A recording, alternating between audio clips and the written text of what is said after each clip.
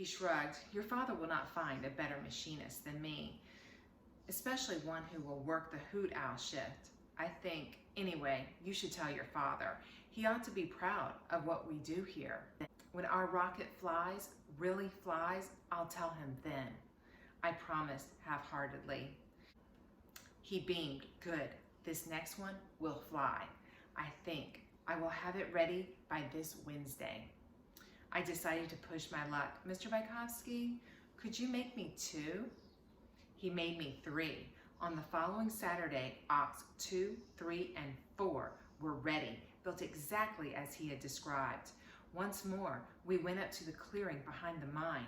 A rocket won't fly unless somebody lights the fuse, Odell said, explaining since he'd said it when our first rocket flew, he thought maybe it was a good luck thing to keep saying it.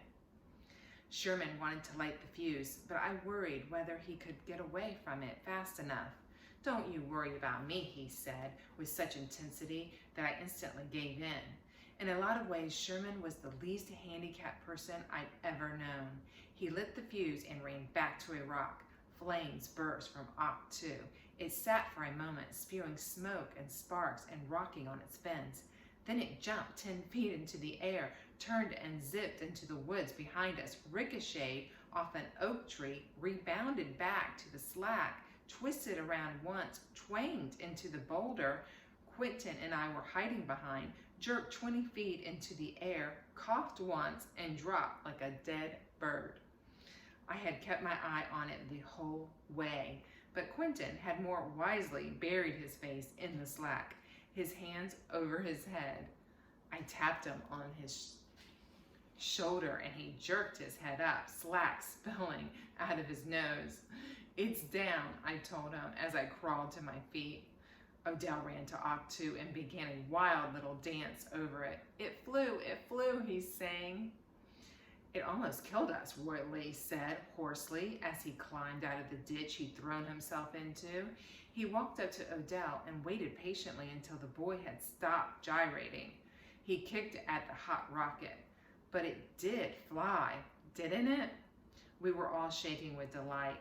I lit the fuse, Sherman crowed. Quentin brushed himself off and inspected Oct 2. His nose was smudged black. We need to come up with a better guidance system before launching again, he said. The rest of us weren't having any of it. Our rocket had flown. We ached to see what the next one would do. This time, Roy Lee lit the fuse and tripped, cursing. He barely made it to a boulder before the rocket blasted off, twirled around once, twanged off a maple tree, bounced off the ground near us, and then thudded into the side of the mountain above us, nearly burying itself into the dirt. While the rest of us joined Odell in another celebratory dance, Quentin dug out Oct 3. I'm telling you, we'd better not launch another until we figure out how to make these things go straight, he said. Roy Lee gleefully set Oct 4 up. We came up here to fly these rockets, and that's what we're going to do. Without further ado, he lit the fuse. Caught unawares, the rest of us had to scramble to get behind our rocks before the fuse reached the powder. With a whoosh, Oct 4 climbed smoothly into the air and headed down the mountain. I raised a cheer that turned into a strangled yelp when I realized the rocket was heading for the mine. I had a momentary vision of our rocket falling down the shaft like a torch being dropped into a deep tank of gasoline.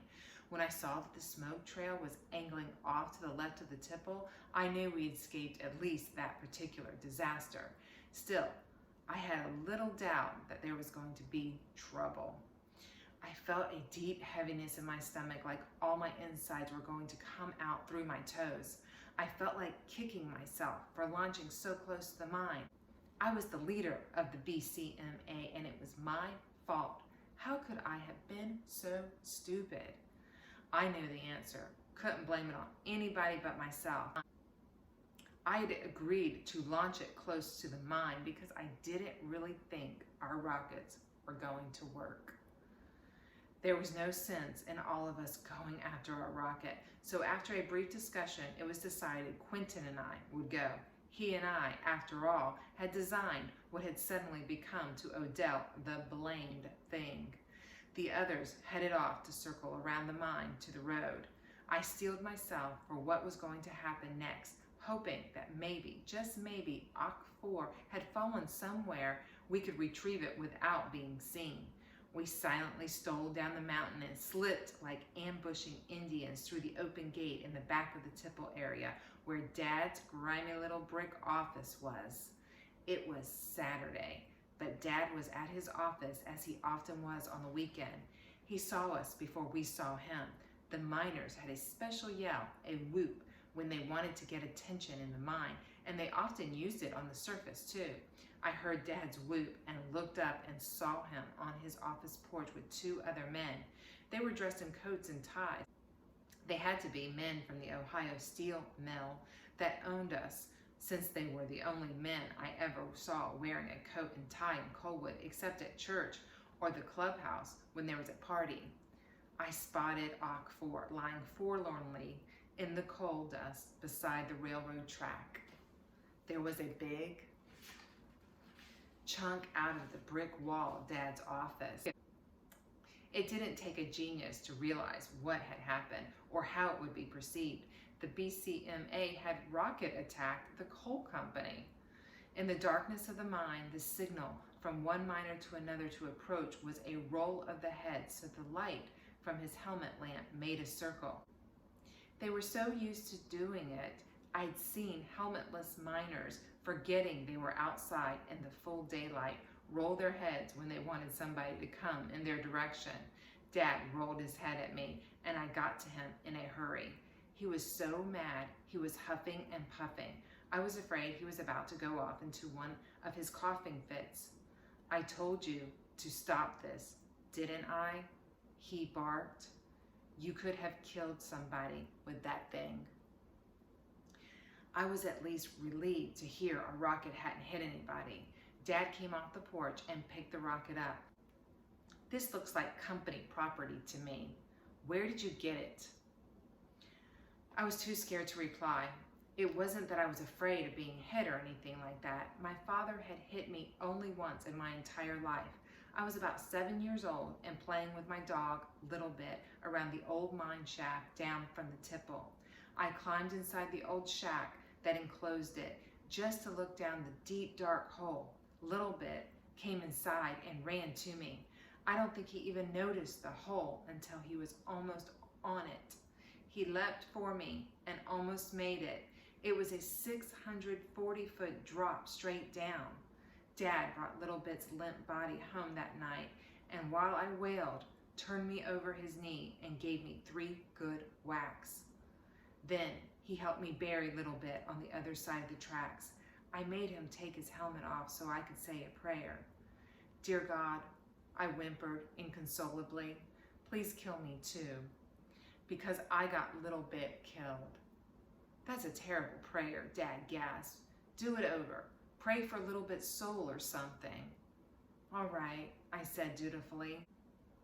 Dear God, please let Little Bit be happy in heaven, and please don't kill me, even though I deserve it. God Almighty, what do they teach you in that church? My father only made rare appearances at the Coalwood Community Church. He put his big hand on my shoulder. God, he's a child. Bless him. He hesitated. As best you can. Then he plopped his helmet back on.